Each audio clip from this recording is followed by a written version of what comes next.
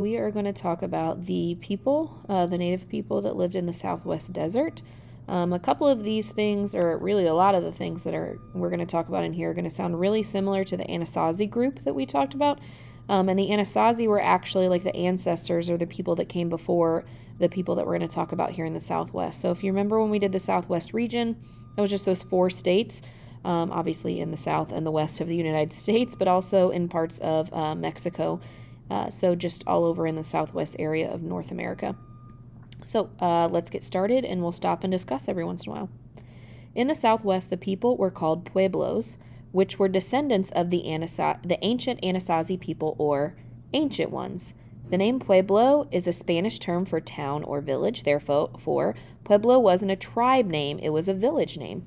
The more popular Pueblo villages were the Hopi, the Taos, and the Zuni.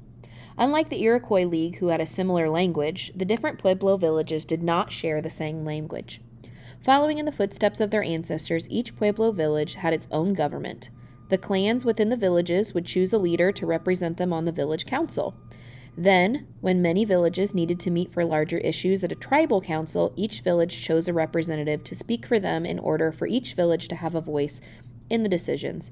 So kind of similar to what we heard in the Eastern Woodlands, but slightly different. There wasn't as much similarities. There weren't as many similarities between the groups like there were when we talked about the Iroquois League of Nations. But they still had a village council. They still had some form of early government.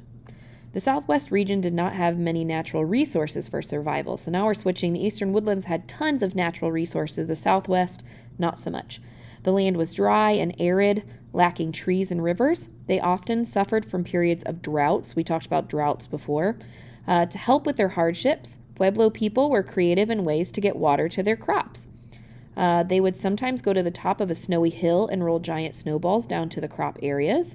Did you know they were also the first to develop their own irrigation system? We've talked about irrigation a lot, those dug waterways, right? They dug waterways to get water from the rivers to the areas for harvesting crops. The Pueblos were brilliant people. So all of this sounds pretty similar to the Anasazi groups that we were talking about, where they had those droughts, times without rain. They had the irrigation systems. They were very creative in ways to survive and be able to grow things in this climate. Pueblo people were creative in other ways too. They grew cotton, and the men in the clans weaved clothing. The women used clay and paints to make beautiful pottery. They were considered to be the most skilled potters. Women also made fascinating blankets from willow and yucca. So they were not just creative about their crops, but what they did with them as well. The people of the Southwest were hunters, gatherers, and farmers. Although Pueblo people had some game to hunt like rabbits and elk and wild berries to gather, their main source of food came from harvesting crops. They were probably the best farmers. They grew crops such as squash, beans, and corn. Corn or maize was the bulk of their diet. They dried, ground, and stored it.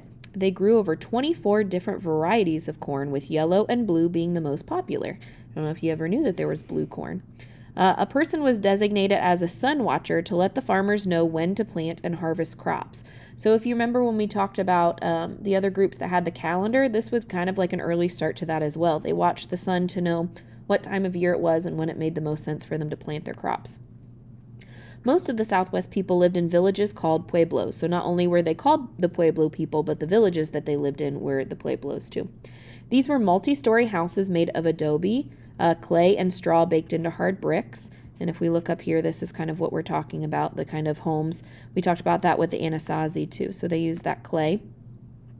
And they were built on top of mesas, the hills with flat tops. We had talked about those too. And that was to keep their enemies away. Their housing was very similar to apartment buildings today. It sometimes held an entire clan, and each family had their own unit. The property was owned by the women. Adobe homes were easy to build in their dry climate because the mixture would mix and dry hard quickly. Since early Pueblo people were mainly farmers, they traveled by foot and used their homes as their permanent residence.